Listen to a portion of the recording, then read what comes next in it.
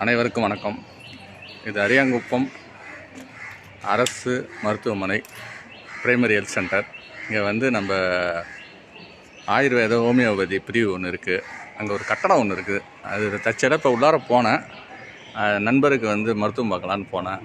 அப்போ பார்க்கும்போது இந்த கட்டடத்தை உள்ளார வந்து அப்படியே ஊறி போய் அந்த மெடிசன்லாம் வச்சுருக்கிற இடம் ஒரு பாதுகாப்பு இல்லாத முறையில் இருக்குதுன்னு வைங்களேன். எல்லாம் ஊறி போயிருக்கு. அதை வந்து இந்த சுகாதாரத்துறை பார்வையிட்டு அதை சரி செய்யணும். ஏன்னா மருத்துவ பொருள்லாம் இருக்குது, மருந்து மாத்திரைலாம் இருக்குது. அதனால் வந்து அதை வந்து அந்த ஈரம் வந்து அதில் வந்து காத்தோம்னா அந்த மருந்து சீக்கிரம் கெடுறதுக்கு வாய்ப்பு இருக்குது. அதனால் வந்து அதை விரைவில் வந்து இந்த கட்டடத்தை வந்து சீரமைக்கணும். அதே மாதிரி இந்த புத்துலாம் இருக்குது. இந்த புத்தெல்லாம் கொஞ்சம் சுத்தம் பண்ணால் நல்லாயிருக்கும். ரொம்ப இதாக இருக்குது. இது சுகாதாரத்துறைன்றதெல்லாம் அந்த சுகாதாரன்றதுக்காக அந்த வார்த்தையை நான் இந்த இடத்தை நான் பதிவு செய்கிறேன். இது அநேகமாக இந்த மேலே வந்து தண்ணி வந்து தேங்கிறதால தான் அந்த அதிகமாக சீக்கிரம் வீணாகுது.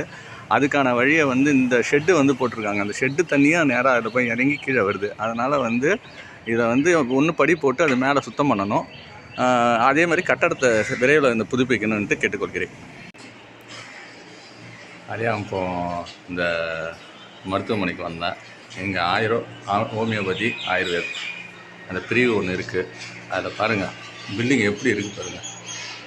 அதாவது ஒரு மெடிசன்லாம் இருக்கிற இடம், மெடிசன் இருக்கிற இடம் எப்படி இருக்குது பாருங்கள். செவரெல்லாம் ஊறி போய் மருந்துலாம் வீணாக வரேன்னா ஏன் இந்த வந்து சுகாதாரத்துறை பார்வையிட்டு இதை வந்து சரி செய்யணும்.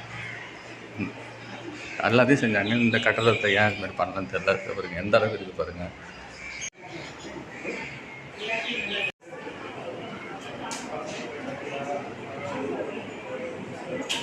தூங்குது, இசிஜி மிஷின் தூங்குது. அதே போல் வந்து இசிஜி வேலை செய்தான்னு பார்க்கலான்னு வந்தேன். அந்த இசிஜி மிஷின் அப்படியே தூங்கின்னு தான் இருக்குதுன்னு வைங்களேன். அதை மருத்துவர் அலையில் ஒருத்தவங்க இருந்தாங்க.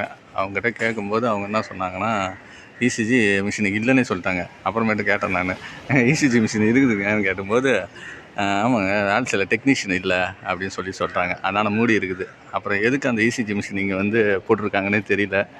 சும்மா பேருக்குன்னு ஒரு கொள்முதல் பண்ணி வச்சுருக்காங்கன்னு வைங்களேன். அது பயன்படாமல் இருக்குது.